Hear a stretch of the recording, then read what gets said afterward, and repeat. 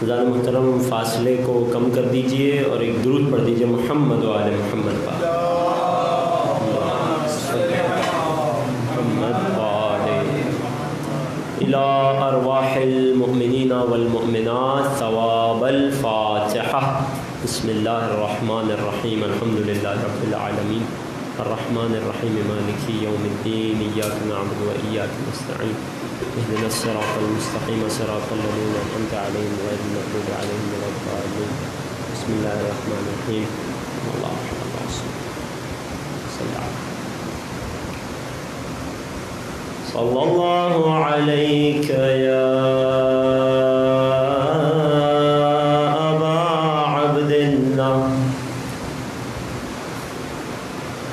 وعلى الأرواح التي حلت بفنائك عليك مني سلام الله أبدا ما بقيت وبقي الليل والنهار ولا جعله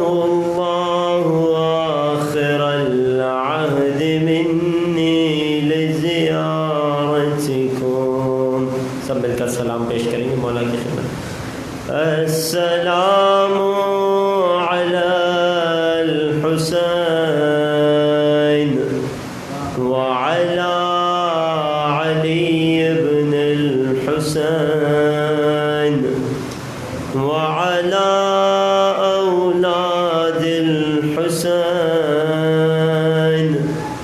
وعلی اصحاب الحسین۔ ما شاء اللہ لا حول ولا قوة الا باللہ العلی العظیم۔ اعوذ باللہ السمیع العلیم من الشیطان اللعین الرجیم۔ بسم اللہ الرحمن الرحیم۔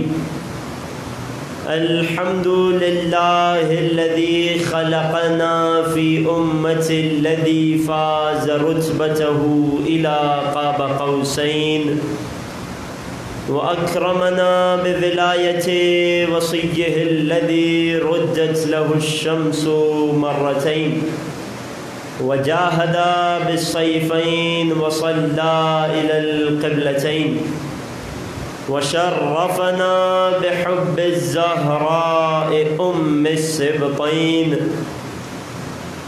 وجعلنا من الباكين على مصاب الحسن والحسين والتسعة من ذرية الحسين الذين من بكى على مصابهم رجح حسناته أعمال الثقلين والصلاة والسلام والتحية والإكرام على أشرف الكونين رحمة للدارين جد الحسنين أعني أبا القاسم محمد اللهم صل على محمد وآل محمد وعلى أهل بيته الأطيبين الأطهرين رحمة الله على محبهم ولعنة الله على أعدائهم ومنكري فضائلهم وغاصبي حقوقهم أجمعين.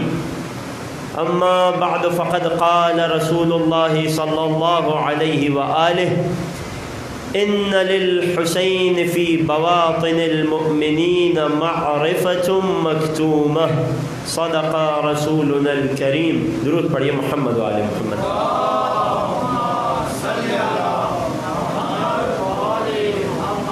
عزیزان محترم، عزاداران سید الشہداء، السلام علیکم ورحمۃ اللہ۔ گزشتہ 2 دنوں کی طرح آغاز میں ہی اس موقع کو، اس فرصت کو غنیمت جانتے ہوئے دست دعا بلند کریں گے۔ بار الہ تجھے واسطہ محمد و آل محمد کا، تجھے واسطہ مقصود تخلیق کائنات کا، تجھے واسطہ اس فرش عزا کا، تجھے واسطہ اس فرش عزا پر تشریف لانے والی ہستیوں کا، ہم تمام کے صغیرہ و کبیرہ گناہوں کو معاف فرما۔ بار الہ جو مومن بھی پریشان حال ہیں، جو حاضرین محفل ہیں، دل میں جو کوئی حاجت رکھتے ہیں، آج باب الحوائج کا تذکرہ ہے۔ مولا ابو الفضل عباس کے صدقے میں تمام مؤمنین کی تمام حاجتوں کو قبول فرما، جو پریشان حال ہیں ان کی پریشانیوں کو دور فرما، جو بے روزگار ہیں انہیں برسر روزگار فرما، جو برسر روزگار ہیں انہیں روزگار میں برکت و وسعت عنایت فرما، جو بے اولاد ہیں انہیں اولاد نرینہ و صالحہ عطا فرما، ہم سب کے مرحومین کی مغفرت فرما، ان کے درجات میں بلندی عنایت فرما۔ بار الہا غم کوئی نہ دے ہم کو سوائے غم شبیر، شبیر کا غم بانٹ رہا ہے تو ادھر دے۔ سب سے بڑی دعا، سب سے بڑی آرزو، منجی بشر، منتقم کربلا، فرزند زہرا، قائم آل محمد کے ظہور میں تعجیل فرما، اور ہمیں ان کے خاص اعوان و انصار میں شمار فرما۔ تمام کی دعاؤں کی قبولیت اور توفیقات میں اضافے کے لیے مل کر درود پڑھیں، محمد و آل محمد۔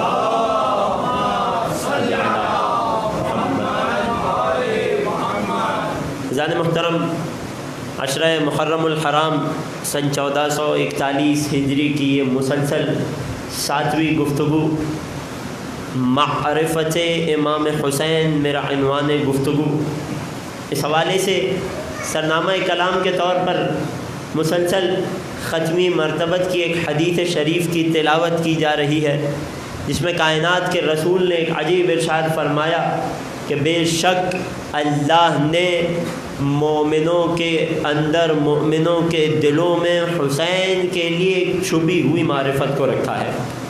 اس حوالے سے معرفت امام حسین کے موضوع پر ہماری گفتگو جاری تھی۔ عزیزان محترم، عقیدہ توحید یقیناً تمام مسلمانوں کا کیا، تمام اہل کتاب کا، چاہے وہ یہودی ہوں عیسائی ہوں، اس عقیدے پر اتفاق ہے۔ جو لوگ ظاہراً اس عقیدے کے منکر بھی ہیں، ان کی فطرت میں بھی کہیں نہ کہیں یہ عقیدہ موجود ہے۔ توجہات میرے ساتھ ہیں، قلوب آمادہ ہیں۔ میں اسی عشرہ اولیٰ میں پہلے عرض کر چکا ہوں کہ اللہ نے عقیدہ توحید کو انسان کی فطرت میں رکھا ہے۔ یہی وجہ ہے کہ وہ کافر، وہ مشرک کہ جو رسول کی رسالت کے منکر تھے، جو خدا کی وحدانیت کے قائل نہیں تھے، ظاہراً بت پرست تھے، لیکن اس کے باوجود جب خدا ان کی فطرت کے بارے میں رسول کو بتلاتا ہے تو قرآن مجید کی آیت میں ارشاد ہوتا ہے وَلَئِن سَأَلْتَهُمْ، اے رسول اگر آپ ان سے پوچھیں گے، کیا پوچھیں گے؟ من خلق السماوات والارض، کیا آسمانوں اور زمینوں کو کس نے بنایا؟ تو یہ کیا جواب دیں گے؟ بت پرست ہیں، مشرک ہیں، کافر ہیں، مگر کیا جواب دیں گے؟ لَيَقُولُنَّ اللَّهُ، یہ جواب دیں گے کہ اللہ نے بنایا۔ بڑی عجیب بات ہے، وہ کافر خود کہہ رہا ہے میں کہ تمہارے اللہ کو نہیں مانتا، اللہ کہہ رہا ہے اگر آپ ان سے پوچھیں گے کہ زمین و آسمان کو کس نے پیدا کیا تو جواب دیں گے اللہ نے پیدا کیا۔ مسلمان اس ایک آیت کو کبھی حل نہ کر پاتے اگر محمد و آل محمد کا دروازہ نہ ہوتا۔ توجہات ہیں عزیزوں؟ میرے مولا سے سوال کیا گیا، مولا کیا عجیب بات ہے، مشرک ہے، منکر توحید ہے، منکر رسالت ہے، خدا کہہ رہا ہے کہ جب ان سے پوچھو گے آسمان و زمین کو کس نے بنایا تو کہیں گے اللہ نے بنایا۔ تو میرے مولا نے اس آیت کی پہیلی کو حل کیا، اس آیت کی مشکل کو سلجھایا، اس آیت کے راز پر سے پردے کو ہٹایا، اور کیا فرمایا کہ یہاں پر پوچھنے سے مراد ظاہراً سوال کرنا نہیں ہے۔ جب کبھی ایسی مشکل درپیش آ جاتی ہے، جب کوئی ایسا معاملہ آ جاتا ہے جہاں یہ ہر طرف سے مشکل میں گھر جاتے ہیں، تو خود بخود ان کی فطرت گواہی دیتی ہے کہ کوئی ہے جس نے آسمان و زمین کو بنایا ہے، کوئی ہے کہ جو ہماری حفاظت کرنے والا ہے۔ یہی وجہ ہے کہ میرے مولا صادق آل محمد امام جعفر صادق علیہ السلام، میرے مولا کی خدمت میں ایک ملاح آتا ہے، ایک کشتی چلانے والا آتا ہے، بڑے بڑے سمندروں کا سفر کر چکا ہے، مولا کی خدمت میں آ کر توحید کی دلیل طلب کرتا ہے، اور واقعاً کیا صحیح جگہ آیا توحید کو مانگنے کے لیے۔ توجہ ہے، کہنے لگا مولا مجھے توحید کی کوئی دلیل دیجئے۔ آل محمد نے اپنے چاہنے والوں کو بھی یہی سکھایا ہے، اور ان کا بھی ایک کمال تھا، ان کے کمالات میں سے ایک کمال یہ تھا، فرماتے ہیں کلم الناس علی قدر عقولہم، لوگوں سے ان کی عقل کے معیار کے مطابق بات کیا کرو، جسے جیسی بات سمجھ آتی ہے، جسے جس طریقے سے بات سمجھ آتی ہے اسے اس طریقے سے سمجھایا کرو۔ یہ کمال بلاغت تھا آل محمد کے پاس۔ کشتی چلانے والا تھا، ملاح تھا، مولا نے اسے توحید کی کوئی عقلی فلسفی دلیل نہیں دی، مولا نے اسے وہ دلیل دی جو اس کے ذہن میں سما سکتی، جو اسے سمجھ میں آ سکتی۔ مولا نے اسے توحید کی دلیل فطری دی۔ وہ کیا دلیل فطری ہے؟ وہ یہی ہے، مولا نے پوچھا تو بڑے بڑے سمندروں کا سفر کرتا ہے، کیا کبھی ایسا موقع آیا کہ سمندر میں شدید طغیانی آئی ہو، بہت بڑا طوفان آیا ہو، لہروں میں تیری کشتی غرق ہو گئی ہو، تیرے پاس بچنے کا کوئی سہارا نہ ہو، تیری تیراکی بھی تجھے نہ بچا رہی ہو، کیا کبھی ایسا معاملہ آیا؟ کہنے لگا فرزند رسول ایسا پیش آیا ہے۔ مولا نے اس سے اگلا سوال کیا، جب تو اس مشکل میں گرفتار تھا اور چاروں جانب فقط سمندر کی لہریں تھیں، دور دور تک کوئی آدم ذات تیری مدد کو نہیں تھا، ہر طرف سے تو مایوس ہو چکا تھا، کیا اس وقت تیرے دل میں کوئی امید کی کرن تھی کہ کوئی ہے جو مجھے بچا سکتا ہے؟ کہنے لگا فرزند رسول ہاں، اس وقت اچانک میرے دل میں ایک خیال امنڈ رہا تھا کہ اب بھی کوئی ایسی ہستی ہے جو مجھے بچا سکتی ہے۔ مولا نے فرمایا کہ اسی ہستی کا نام اللہ ہے۔ توجہ ہے عزیزو، یہ ہے توحید فطری۔ یہ توحید فطری جو خدا نے ہر انسان کی فطرت میں، ہر انسان کی جبلت میں ڈال کر بھیجی ہے، یہ فقط انسانوں تک محدود نہیں ہے۔ اللہ رب العزت نے کائنات کی ہر شے کو خلق کیا تو اس کے اندر اپنی طرف ایک مقناطیس ڈال دیا، ایک انجذاب کو خلق کیا۔ یہی وجہ ہے کہ ہر مخلوق اپنے اندر عقیدہ وحدانیت کو سموئے ہوئے بیٹھی ہے۔ زیادہ مشکل بات تو نہیں ہے، توجہات میرے ساتھ ہیں۔ یہی وجہ ہے۔ دلیل کیا ہے؟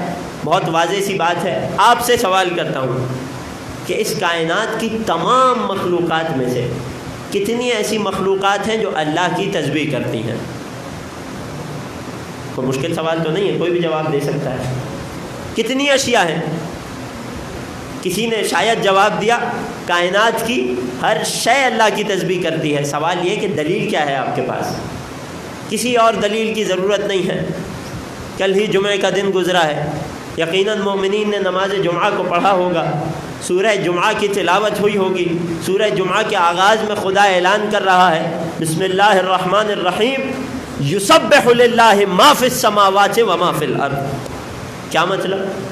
جو کچھ آسمانوں میں ہے، ما فی السماوات و ما فی الارض، جو کچھ زمینوں میں ہے، سب کیا کر رہے ہیں؟ یسبح للہ، یہ سب کچھ اللہ کی تسبیح کر رہا ہے۔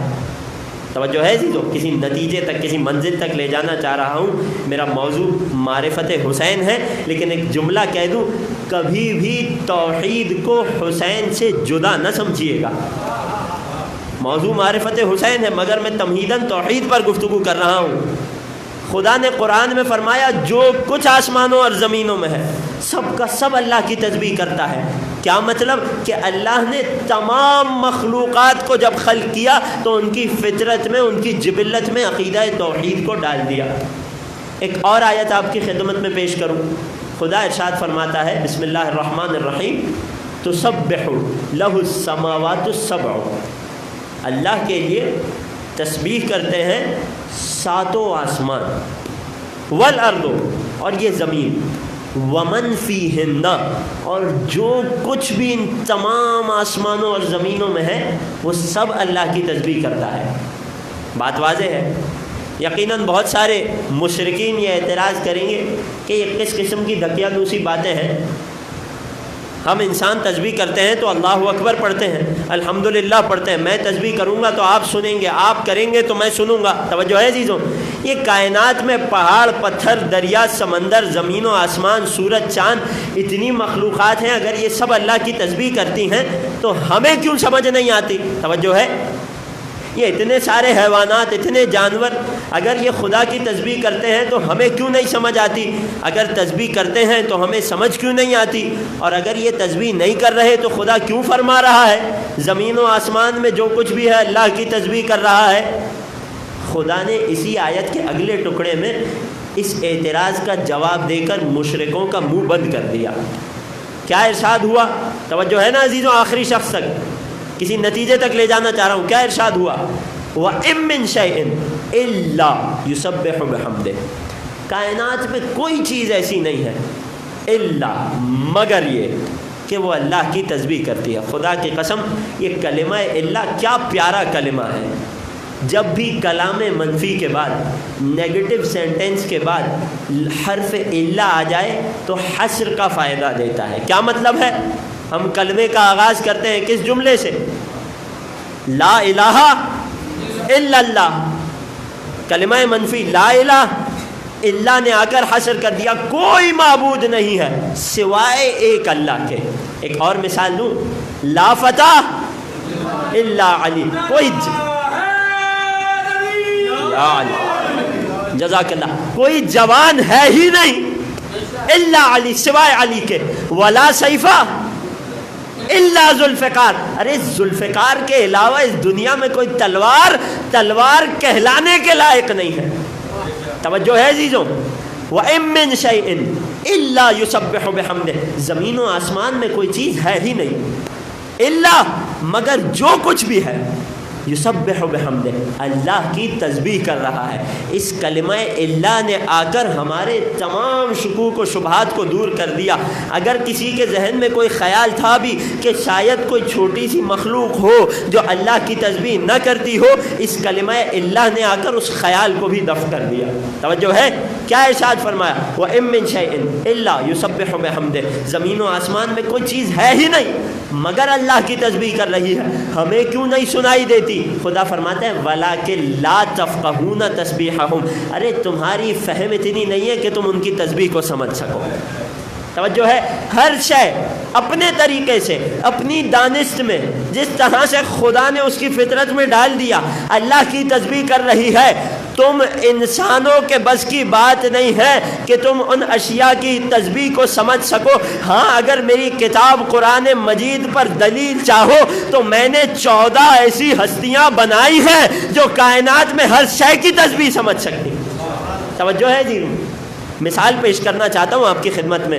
میرے مولا کے پاس ایک صحابی آیا، اور کیا عقل مند اور ذی شعور صحابی تھا۔ آ کر مولا کی خدمت میں اسی آیت کی تلاوت کی، تسبح له السماوات السبع والارض ومن فیہن۔ مولا یقیناً قرآن کی آیت ہے، جو کچھ آسمانوں اور زمینوں میں ہے سب کا سب اللہ کی تسبیح کیا کرتا ہے۔ وَلَٰكِن لَا تَفْقَهُونَ تَسْبِيحَهُمْ، ہمیں ان کی تسبیح سمجھ نہیں آتی۔ مولا نے فرمایا لا شک فی، اس بات میں کوئی شک نہیں ہے۔ دیکھیں آل محمد کیسے قرآن پر دلیل بن رہے ہیں۔ نتیجے تک پہنچانا چاہ رہا ہوں، بہت قریب آ گئے۔ مولا نے فرمایا بے شک ہر شے اللہ کی تسبیح کرتی ہے۔ آنے والا سوال کرنے لگا، مولا تمام مخلوقات کو تو چھوڑ دیجئے، یہ جو سور ہے، توجہ ہے عزیزوں، یہ جو سور ہے جو عین نجس مخلوق ہے، جس کا بال اور ناخن تک نجس ہے، کیا یہ بھی خدا کی تسبیح کرتا ہے؟ مولا نے فرمایا یہ بھی ہر شے میں شامل ہے، یہ بھی خدا کی تسبیح کرتا ہے۔ سوال آگے بڑھا، مولا یہ کس بات پر خدا کی تسبیح کرتا ہے؟ ہم انسان اللہ کی تسبیح کرتے ہیں، سمجھ آتا ہے، ہمیں خدا نے اشرف المخلوقات بنایا، ہمیں خدا نے عقل جیسی نعمت سے نوازا، ہم خدا کا ان باتوں پر شکر ادا کرتے ہیں۔ توجہ رکھیے گا آخری شخص تک، مولا یہ جو سور ہے، جو عین نجس مخلوق ہے، جو پست ترین مخلوق ہے، یہ خدا کی کس بات پر تسبیح کیا کرتا ہے؟ صادق آل محمد نے فرمایا یہ جو سور ہے اگرچہ عین نجس ہے مگر دن میں کئی مرتبہ یہ بھی خدا کی تسبیح کیا کرتا ہے۔ کیا کہہ کر اللہ کی تسبیح کرتا ہے؟ دن میں کئی مرتبہ اپنی زبان میں یہ جملے دہراتا ہے، اے خدا تیرا شکر ہے تو نے عین نجس بنایا، علی سے بغض رکھنے والا نہ بنایا۔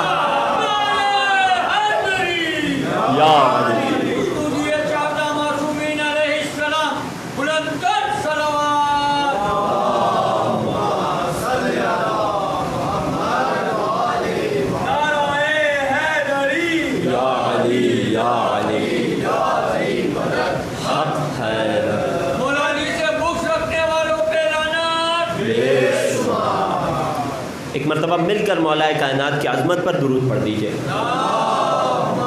صلی علی محمد و آلہ. بات پہنچ رہی ہے عزیزو؟ کائنات کی ہر شے اللہ کی تسبیح کرتی ہے، بس تم انسانوں کو سمجھ نہیں آ سکتی. اور بعض لوگوں کے لیے تو ہم کہیں گے اگر نہ ہی سمجھو تو ہی اچھا ہے، سمجھو گے تو تکلیف پہنچے گی. سور بھی اللہ کی تسبیح کر رہا ہے اپنی زبان میں اپنے طریقے سے. ذرا بات کو اور آگے بڑھاتے ہیں. صادق آل محمد کا محل ہے، مولا کا دربار ہے. صحابی داؤد رقی مولا کی خدمت میں حاضر ہوتا ہے. بعد السلام مولا سے محو کلام ہو جاتا ہے. کہتا ہے کہ باتوں باتوں میں نے دیکھا کہ ایک کبوتر ہے، توجہ رکھیے گا عزیزوں، ایک کبوتر ہے جو دیوار پہ بیٹھا مسلسل اپنی آواز میں کچھ کہہ رہا ہے. بار بار کلام کے بیچ میں اس کی طرف متوجہ ہوتا تھا. جب کئی بار میں کلام کے بیچ میں، مولا سے ہم کلام ہیں مگر کبوتر کی طرف متوجہ ہو رہا ہے، جب کئی بار ہر شے اللہ کی تسبیح کر رہی ہے. لا تفقہون تسبیحہم، تمہیں سمجھ نہیں آتی. کہنے لگا جب کئی بار میں نے اس کبوتر کی طرف دیکھا تو صادق آل محمد میری جانب مخاطب ہوئے، اے داؤد رقی بار بار اسے کیوں دیکھ رہا ہے؟ کہنے لگا مجھے سمجھ نہیں آ رہا یہ یہاں بیٹھ کر کیا کہہ رہا ہے. مولا نے فرمایا تجھے معلوم نہیں ہے ہر شے، ہر جانور، ہر پرندہ اللہ کی تسبیح کیا کرتا ہے. کہنے لگا فرزند رسول معلوم ہے. مولا نے سوال کیا کیا جانتا ہے کہ یہ کبوتر اللہ کی تسبیح کیسے کرتا ہے؟ توجہ رکھیے گا. کہنے لگا مولا آپ آل محمد بہتر جانتے ہیں. فرمایا یہ کبوتر جب بھی کلام کرتا ہے امام حسین کے قاتلوں پر لعنت کرتا ہے. لہٰذا اس کبوتر کو اپنے گھر میں پالا کرو تاکہ جب بھی یہ کلام کرے آل محمد کے دشمنوں پر، امام حسین کے قاتلوں پر لعنت کرتا رہے اور اس لعنت کے صدقے میں تمہارے گھر میں برکت نازل ہوتی رہے. ایک درود پڑھ دیجئے سید الشہداء کی عظمت.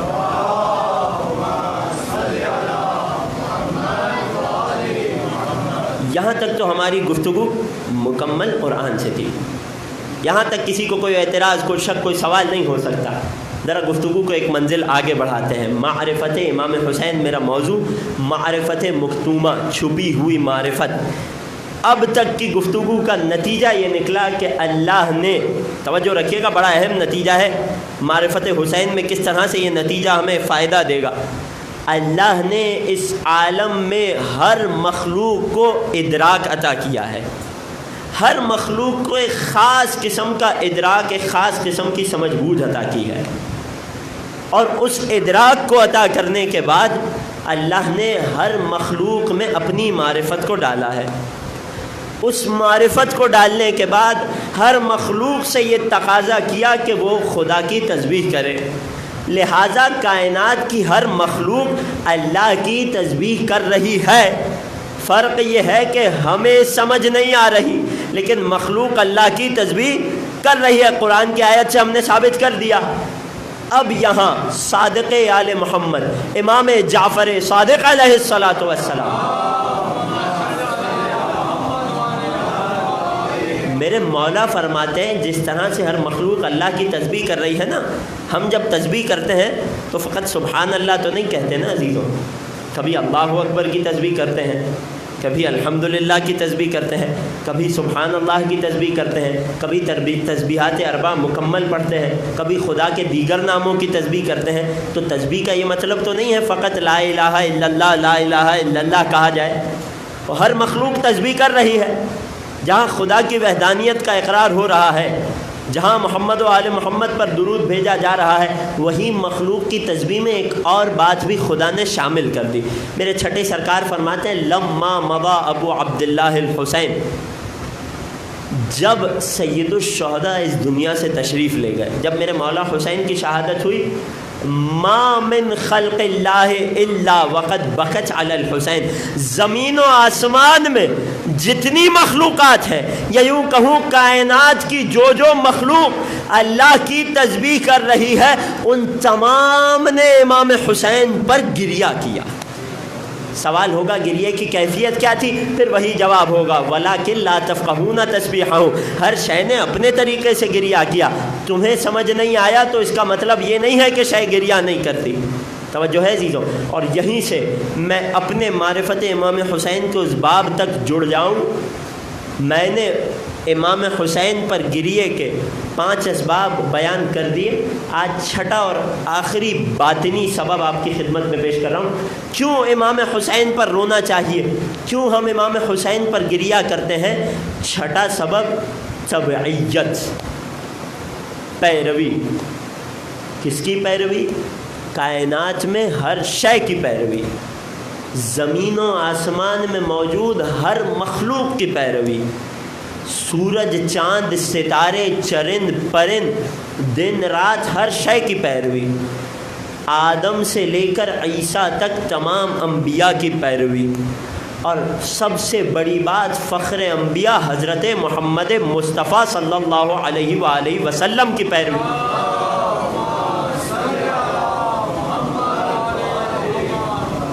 جس میں اتنی غیرت یا اتنی حیا باقی نہ ہو کہ حسین کے مصائب سن کر رونا آئے، کم از کم ختمی مرتبت کی سنت سمجھ کر ہی حسین پر رو لے۔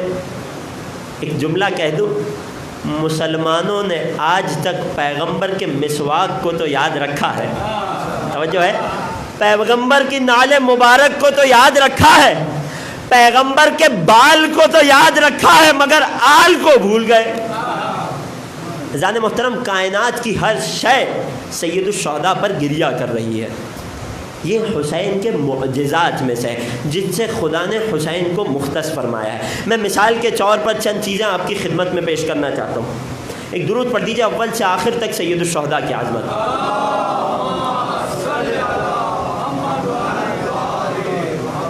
سب سے پہلی چیز یہ بلند و بالا آسمان کہ جس کے بارے میں خدا نے فرمایا ہے انی ما خلقت السماء مبنیہ، میں نے آسمان کو بنایا ہی نہیں ہے مگر ان 5 انوار کے لیے۔ یہ آسمان فریقین کی کتب میں موجود ہے۔ تمام علماء تاریخ نے، میں اپنی کتابوں کے نام نہیں لکھ رہا ہوں، تاریخ طبری نے، تاریخ ابن عساکر نے، دیگر اہل سنت تواریخ نے اس بات کو نقل کیا۔ کہاں نقل کیا؟ 61 ہجری 61 ہجری کے واقعات میں کیا نقل کیا کہ جب سید الشہداء کا قتل ہوا، مطرت السماء دمن، آسمان سے 40 روز تک خون کی بارش ہوتی رہی۔ جب سورج نکلتا تھا آسمان پر سرخی چھا جاتی تھی، جب سورج غروب ہوتا تھا آسمان پر سرخی چھا جاتی تھی۔ یوں آسمان نے سید الشہداء پر گریہ کیا۔ اب بات سمجھ آ رہی ہے نا؟ وَلَٰكِن لَا تَفْقَهُونَ تَسْبِيحَهُمْ، ہر شے تسبیح کر رہی ہے، تم اس کی تسبیح کو نہیں سمجھ سکتے۔ یہ آسمان کی کیفیت ہے۔ سورج کی کیا کیفیت ہے؟ پھر مخالفین کے علماء نے اپنی تواریخ میں لکھا، ابھی میں آل محمد کی احادیث سے استشہاد نہیں کر رہا، ابھی ان کی کتابوں سے دلیل قائم نہیں کر رہا، مخالفین نے اپنی تاریخ کی کتابوں میں لکھا۔ تاریخ طبرانی میں یہ بات موجود ہے، مکمل ریفرنس میرے پاس موجود ہے، جسے چاہیے ہو مجلس کے بعد تشریف لے آئیے گا۔ کیا جملہ لکھا کہ جب سید الشہداء کی شہادت ہوئی تو سورج نے کس طرح سے غم منایا۔ روایت کہتی ہے سورج کو ایسا گرہن لگا کہ آسمان دن میں تاریک ہو گیا۔ ظہر کا وقت ہے، عصر کا وقت ہے، مگر آسمان اتنا تاریک ہوا کہ وہ ستارے جو رات میں بھی مشکل سے نظر آتے ہیں، ان ستاروں کی روشنی نظر آنے لگی۔ یہاں تک کہ بعض اصحاب تاریخ نے لکھا کہ ہمیں ایسا محسوس ہونے لگا شاید روز قیامت آ گیا ہے۔ تو یہ سورج کا حسین پر گریہ۔ چاند نے کیسے گریہ کیا؟ پھر علماء مخالفین نے اپنی تاریخ کی کتب میں لکھا، اور سب سے بڑی بات وہ کتاب کے جس کا نام ہے صواعق المحرقہ۔ صواعق المحرقہ یعنی جلانے والی بجلیاں۔ ابن حجر عسقلانی نامی ایک ملا کہ جس کا تعلق مخالفین سے ہے، کہ جس نے شیعوں کے رد میں اس کتاب کو لکھا تھا، مگر خدا کس سے کون سا حق کا کلمہ کس وقت کہلا لیتا ہے۔ کتاب شیعوں کی رد میں لکھی، مگر سب سے زیادہ فائدہ آج تک شیعہ جس کتاب سے اٹھاتے ہیں وہ یہی صواعق المحرقہ ہے۔ وہ بجلیاں جو ہمیں جلانے کے لیے گرائی گئی تھی وہ کسی اور کے گھر کو جلا رہی ہے۔ توجہ ہے، اس نے ان تمام روایات کو جمع کیا ہے۔ کہنے لگا کہ جب سید الشہداء کی شہادت واقع ہوئی، آسمان کس طرح سے رویا، سورج و چاند نے کس طرح سے گریہ کیا، زمین پر بات آتی ہے۔ روایت کہتی ہے کربلائے مقدسہ سے بیت المقدس تک اور شام کی سرزمین تک، تمام مورخین اہل سنت نے لکھا شام کی سرزمین تک 40 دن تک ما من حجر، جب بھی کوئی پتھر زمین سے اٹھایا گیا الا وقد وجدا تحتہ دم عبیق، اس پتھر کے نیچے تازہ خون پایا گیا۔ یہ کیا تھا؟ میں ابھی مصائب کی طرف نہیں آ رہا، اپنے جوانوں کے عقیدے کو پختگی دینے کی کوشش کر رہا ہوں۔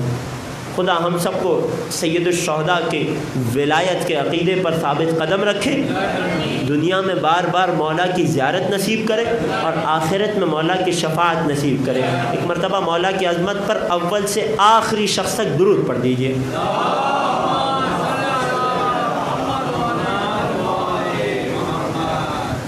توجہات میرے ساتھ ہیں عزیزوں؟ بیت المقدس تک ایک ایک پتھر اٹھایا جاتا، تازہ خون برآمد ہوتا، یہاں تک کہ لوگوں کو خبر پہنچی کہ اس کی وجہ یہ ہے کہ فرزند رسول مارے گئے۔ یہ تو بات ہو گئی زمین آسمان سورج چاند کی۔ پرندوں کی بات کریں، کبوتر کا قصہ تو آپ نے سن لیا، اب آئیے ذرا ایک خاص پرندے کی بات کرتے ہیں۔ یہ پرندہ جو عربی میں بوم کہلاتا ہے، البوم، اس کا اردو ترجمہ ہے الو۔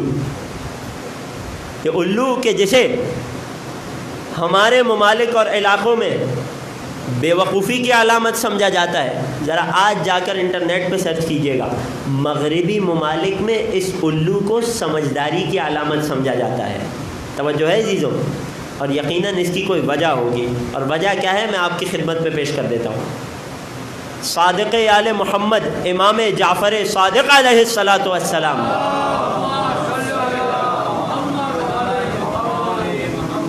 میرے مولا اپنے صحابی کو مخاطب کر کے کہتے ہیں، کیا تم جانتے ہو کہ یہ بوم، یہ الو، یہ انسانوں کی بستیوں میں کیوں نہیں رہتا؟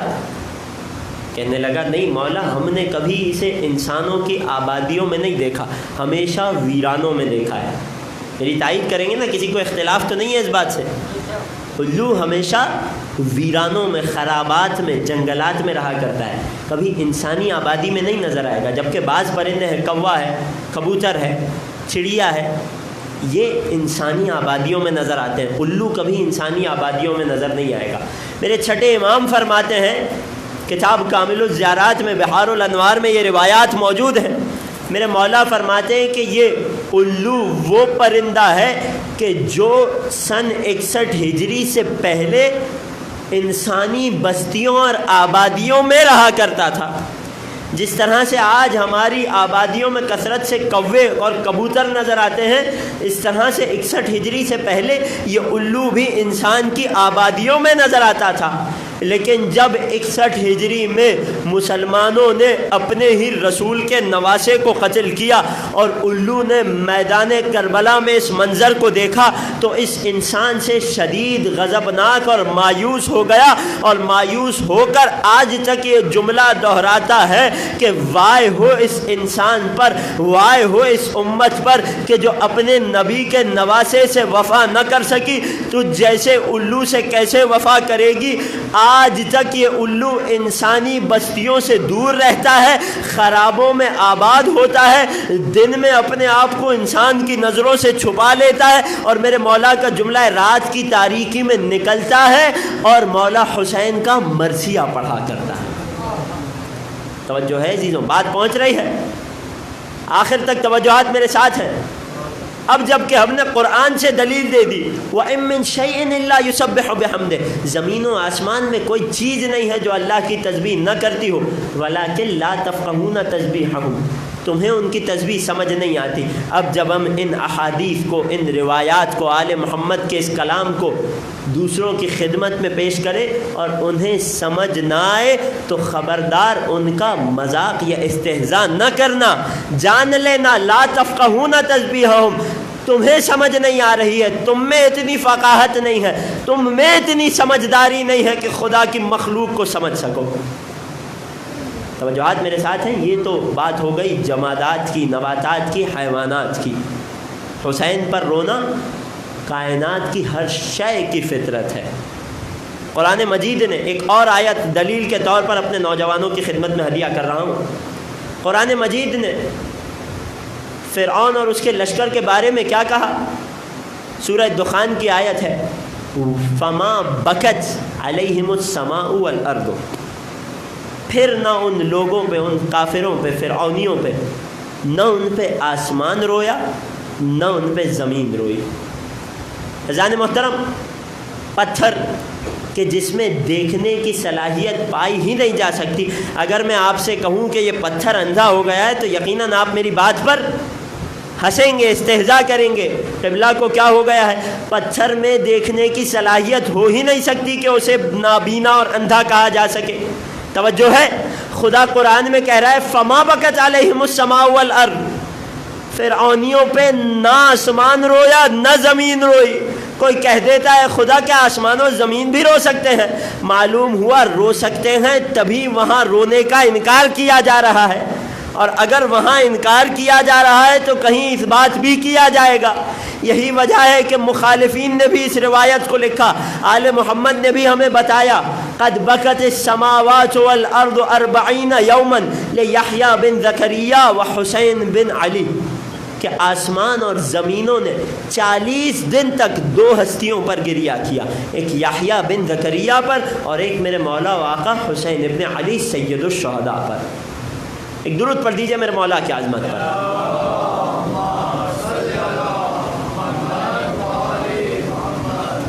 اگر کسی کے اب تک بات نہ سمجھ آئی ہو تو ان کے لیے انبیاء کی سیرت پڑھ دوں۔ معصوم کا فرمان ہے کوئی نبی ایسا نہیں گزرا۔ عزاداروں، دیکھو اس عزاداری کے صدقے میں اللہ نے ہمیں کس صف میں لا کر کھڑا کر دیا۔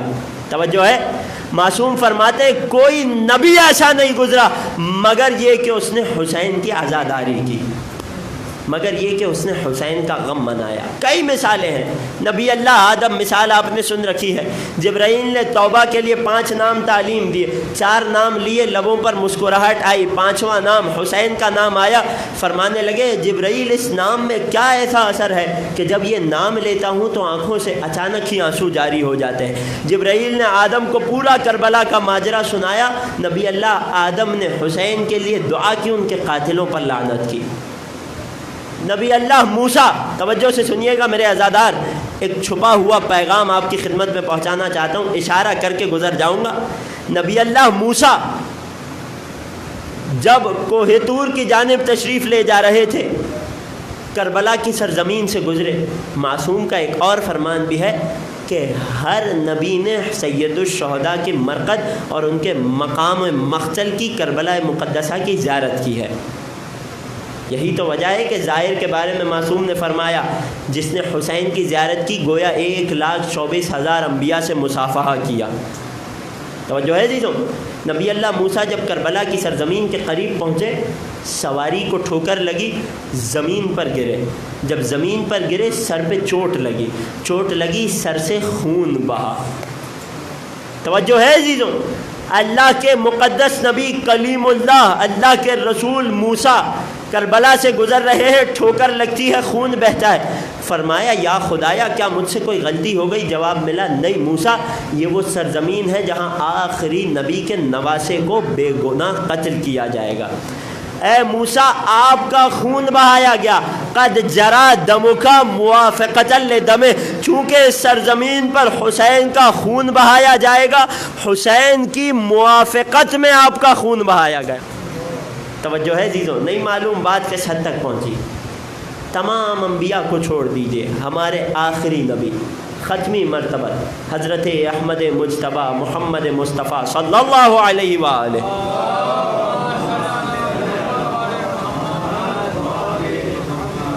مسلمان ہر شے میں رسول کی سنت پر عمل کرنا چاہتا ہے۔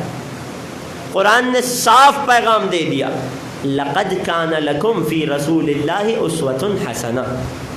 اے لوگوں، اے مسلمانوں، تمہارے لیے رسول کی سیرت میں بہترین اسوہ ہے، بہترین نمونہ عمل ہے یہ زندگی۔ لہٰذا آج تمام مسلمانوں کو دعوت دے رہے ہیں اس منبر کے صدقے میں کہ اگر اب تک گریے کا کوئی سبب نہ سمجھ آیا تو فقط رسول کی سنت سمجھتے ہوئے آؤ اور فرش عزا پر گریا کرو۔ ایک موقع نہیں ہے کہ جہاں رسول نے گریا کیا ہو۔ مخالفین کی کتب سے پڑھا ہوں، اسی صواعق المحرقہ میں لکھا وہ مشہور روایت کہ جب امام حسین کی ولادت ہوئی، مولا کو رسول کی گودی میں دیا گیا، رسول نے حسین کو لے کر شفقت فرمائی، پیار کیا، اور پھر آنکھوں سے آنسو جاری ہو گئے۔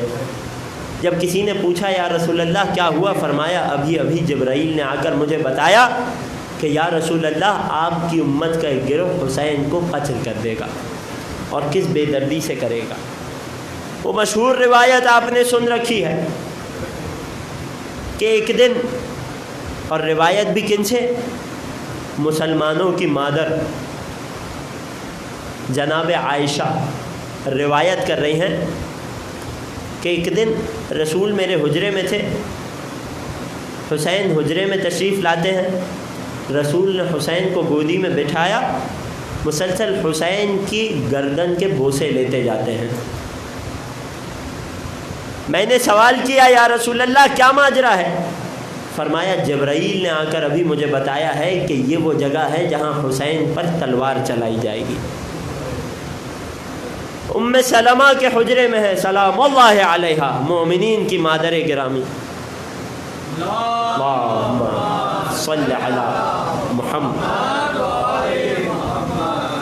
زان محترم، میں اپنے کہے کا ذمہ دار ہوں، کسی کی سوچ کا ذمہ دار نہیں ہوں۔ جناب ام سلمہ سلام اللہ علیہا روایت کرتی ہیں کہ ایک دن رسول خدا آرام فرما رہے تھے، مجھے حکم ہوا تھا کہ کسی کو حجرے میں ملاقات کے لیے آنے نہ دینا، یہاں تک کہ نواسہ رسول حسین تشریف لے آئے، مولا کی کمسن۔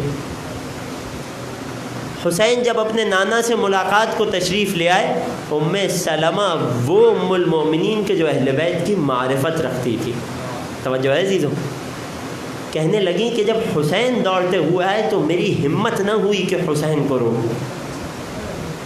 حسین اپنے نانا کی خدمت میں پہنچتے ہیں، کچھ دیر بعد رسول کے حجرے سے بلند آواز سے رونے کی صدائیں آنے لگی۔ میں نے دیکھا، میں پریشان ہو گئی، کہیں ایسا نہ ہو رسول کے آرام میں خلل آ گیا ہو، کوئی تکلیف آ گئی ہو۔ جب میں رسول کی خدمت میں پہنچی تو میں نے دیکھا نواسے کو سینے پہ لٹایا ہوا ہے اور زاروں قطار آنکھوں سے آنسو جاری ہیں۔ میں نے پوچھا یا رسول اللہ کیا ماجرا ہوا؟ فرمانے لگے اے ام سلمہ، ابھی جبرائیل وحی لے کر نازل ہوئے، اور جب حسین کو میرے ساتھ دیکھا تو فرمانے لگے کہ یا رسول اللہ کیا آپ جانتے ہیں کہ آپ کی امت کا ایک گروہ کہ جو آپ سے شفاعت کی امید بھی رکھتا ہے، وہ آپ کے اس نواسے کو کس بے دردی سے شہید کر دے گا۔ مجھ سے برداشت نہیں ہو رہا تھا۔ جبرائیل نے سوال کیا یا رسول اللہ کیا آپ چاہتے ہیں کہ میں آپ کو وہ سرزمین دکھاؤں؟ میں نے ہاں میں سر ہلایا۔ جبرائیل نے مجھے کربلا کا منظر دکھایا، اور فقط منظر نہیں دکھایا، جبرائیل نے اپنی ایک مشت مٹی اٹھائی اس میدان کربلا سے اور مجھے لا کر دی، اور یہ کہہ کر رسول نے ام سلمہ کے ہاتھ میں وہ مٹی دے دی، اور فرمانے لگے کہ جبرائیل نے مجھے بتایا ہے، یہ اہل سنت کی کتابوں سے پڑھ رہا ہوں، جسے اب تک بیدار نہ ہوا ہو، جس کی روح جس کا نفس اب تک بیدار نہ ہوا ہو، آج بھی جاگ جاؤ، اپنے رسول کی سنت کو پہچان جاؤ، اور دیکھو خود رسول نے حسین کے جانے سے پہلے ان پر گریہ کیا ہے۔ اے ام سلمہ، جب میرے اس نواسے کو شہید کر دیا جائے گا تو یہ مٹی محفوظ رکھنا، یہ مٹی خون میں تبدیل ہو جائے گی۔ یہی وجہ ہے کہ ام سلمہ نے فرمایا کہ جب 10ویں محرم آئی، سن 61 ہجری تھی، میں مدینہ منورہ میں اپنے حجرے میں مصلی عبادت پر تھی، اچانک میری نظر اس کاسے پر پڑی کہ جس میں نے اس کربلا مقدسہ کی مٹی کو محفوظ کیا تھا۔ اچانک عصر کے وقت میں نے دیکھا کہ اس مٹی کا رنگ تبدیل ہوتا جا رہا ہے۔ مجھے سمجھ نہیں آیا، عجیب ہول اٹھنے لگے۔ میں نے حسین کی بیٹی فاطمہ صغریٰ کو بلایا۔ جب فاطمہ صغریٰ کو بلایا اور دکھایا کہ یہ کیا ماجرا ہے، حسین کی بیٹی زمین پر بیٹھ گئی۔ اے اماں، غضب ہو گیا، شاید میرا اکبر نہ رہا، شاید چچا عباس بھی نہ رہے، شاید بھیا قاسم بھی چلا گیا، شاید میرا بابا کربلا میں شہید ہو گیا۔ یہ کہہ کر جناب ام سلمہ نے اور فاطمہ صغریٰ نے ایک دوسرے کو کلیجے سے لگایا ہے اور گلے مل کر خوب روتے جاتے ہیں۔ میں کہوں گا اے ام سلمہ، فقط کربلا کی مٹی کو سرخ ہوتے دیکھا اور برداشت نہ کر سکی۔ علی کی صابرہ بیٹی زینب علیہ خود اس کربلا کی مقدس مٹی پر حسین کے مقدس خون کو بہتے دیکھ رہی تھی۔ اللہ اکبر، اجرکم علی الزہراء۔ شب 8 محرم آ گئی۔ اگر آج بھی نہ روئیں گے تو کب روئیں گے؟ اگر اب بھی سر و سینے کو نہ پیٹیں گے تو کب پیٹیں گے؟ شب 8 محرم حسین کے لشکر کے علم بردار سے منسوب ہے۔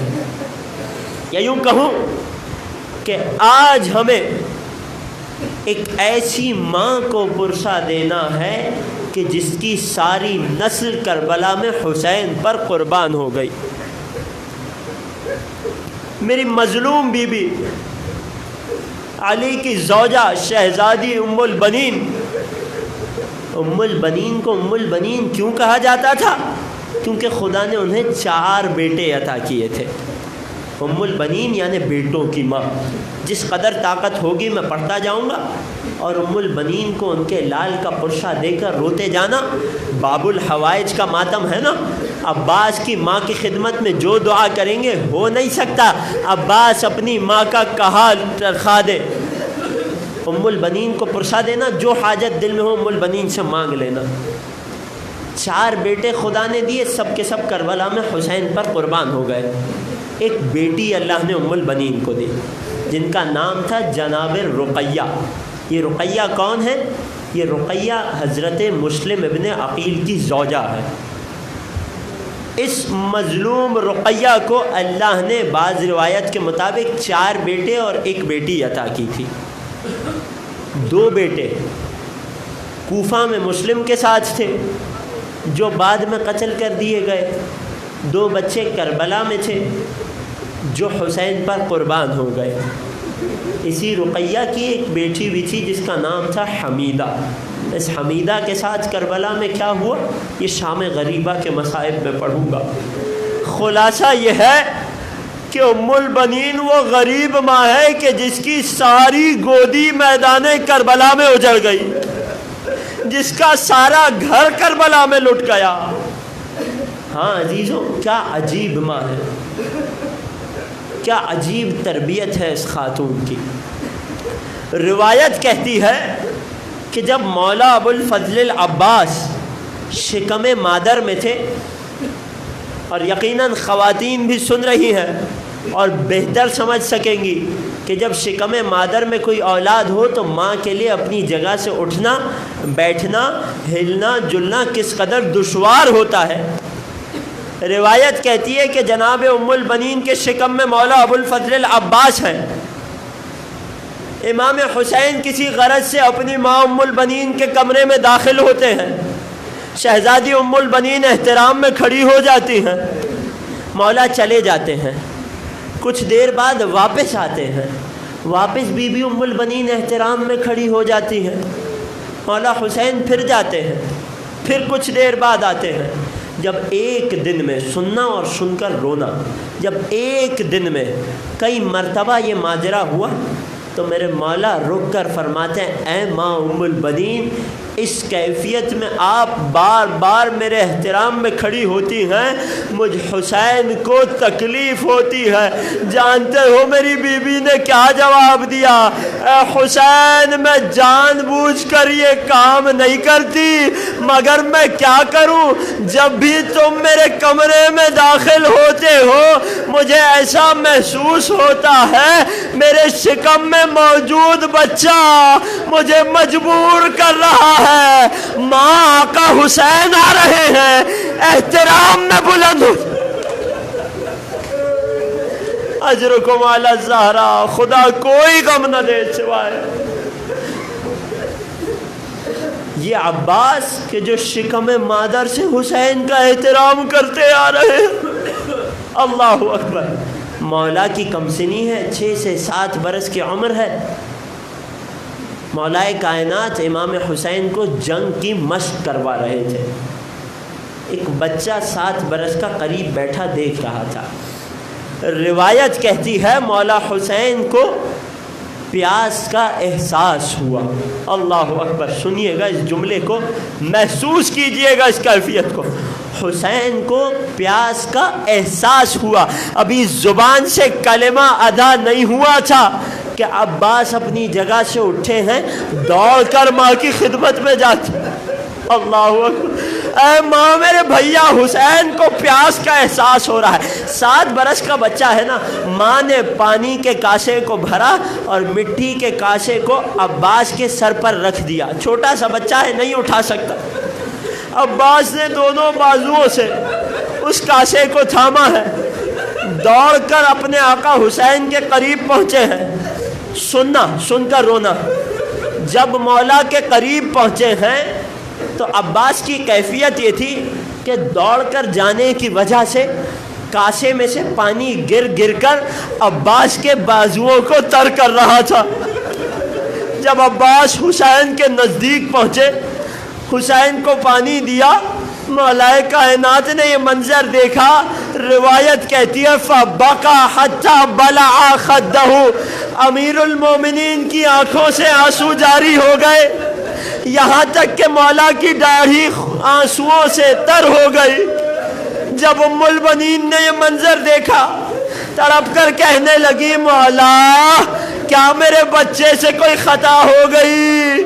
فرمانے لگے ارا ما لا ترینا، اے ام البنین مجھ علی کی آنکھ وہ کچھ دیکھ رہی ہے جو آپ نہیں دیکھ رہی۔ میں دیکھ رہا ہوں کہ آج جس عباس کے بازو حسین کو پانی پلانے کی خاطر پانی سے تر ہیں، کربلا میں یہی بازو حسین کے حرم کو پانی پلانے کی خاطر خون عباس سے تر۔ اجرکم علی الزہرا، اجرکم علی اللہ۔ گریے کی صدائیں بلند ہو گئی۔ میرے مولا صادق کا جملہ یاد آ گیا، ان راتوں میں نہ یاد آئے تو کب یاد آئے؟ ارحم تلک الصرخۃ التی کانت لنا، اے خدا ان چیخوں پر رحم فرما جو میرے جد حسین کے غم میں اٹھا کرتی ہیں۔ نہ جانے کتنا غریب ہے حسین۔ ہاں زادارو، یہی مولا ابو الفضل العباس شب عاشور آتی ہے، میں بہت مختصر کرتا چلوں۔ شب عاشور آتی ہے، شمر لعین کہ جس کا تعلق قبیلہ بنو کلاب سے تھا، میری شہزادی ام البنین کا تعلق بھی قبیلہ بنی کلاب سے تھا۔ یوں شمر ابن زیاد لعین کے پاس سے مولا عباس اور ان کے تینوں بھائیوں کے لیے امان لکھوا کر لایا تھا۔ شب عاشور جب حسین کے خیموں کے قریب پہنچ کر کہنے لگا آئینہ بنو اختنا، ہماری بہن کے بیٹے کہاں ہیں؟ مولا عباس نے لعین کو جواب دینا بھی مناسب نہ سمجھا۔ حسین نے حکم دیا اے عباس جاؤ اور جا کر پوچھو کس مقصد سے آیا ہے۔ عباس اپنی جگہ سے بلند ہوتے ہیں۔ یہی اطاعت ہی تو تھی کہ جو ابو الفضل عباس کو عباس بناتی ہے۔ سن کر خوب رو گئے۔ عجیب غربت ہے حسین کی، عجیب وفاداری ہے عباس کی۔ شمر کے پاس آتے ہیں، پوچھتے ہیں کیا مشکل ہے؟ کہنے لگا کہ تم ہمارے قبیلے سے ہو، لہٰذا میں لعین ابن زیاد سے تمہارے لیے اور تمہارے تینوں بھائیوں کے لیے امان لکھوا کر لایا ہوں۔ جب ابو الفضل العباس نے یہ جملہ سنا تو فوراً سے سوال کیا، وَمَا لِلْحُسَيْن، میرے آقا حسین کے لیے کیا ہے؟ کہنے لگا لیسا لہو امان، حسین کے لیے امان نہیں ہے۔ عباس کو طیش آیا، کہنے لگے لعنت اللہ علیک وعلی امانک، اے شمر تجھ پر بھی خدا کی لعنت، تیری امان پر بھی خدا کی لعنت۔ روایت کے جملے ہیں، میرے مولا حسین پشت خیمہ سے اس منظر کو دیکھ رہے تھے، جب یہ وفاداری کا علم دیکھا حسین کی آنکھوں سے آنسو جاری ہوئے۔ عباس کے پاس آتے ہیں، اپنے سینے سے لگا کر روتے ہیں اور ایک جملہ کہتے ہیں، خدا کی قسم امامت نے کبھی کسی کو یہ جملہ نہ کہا۔ کیا کہتے ہیں میرے مولا؟ بے نفسی انت یا اخی، اے عباس بھائی حسین تجھ پر قربان ہو جائے۔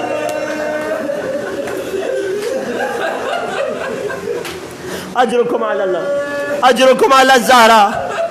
آپ نے گریہ کر لیا، بی بی کوئی غم نہ دے سوائے غم حسین کے۔ میں مختصر کرتا چلوں، خدائے ناشوؤں کو قبول کرے، بی ام البنین کو پرسا دینا ہے عزیزوں۔ روز عاشور آتا ہے، ابو الفضل العباس حسین سے مقتل کی اجازت لینے آتے ہیں۔ حسین فرماتے ہیں انت رئیس معسکرنا، اے عباس آپ تو لشکر کے علم بردار ہیں۔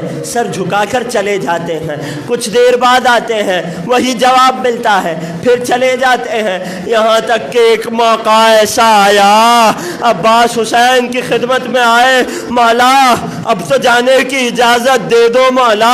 فرمانے لگے انت رئیس و معسکرنا، عباس لشکر کے سپہ سالار ہو۔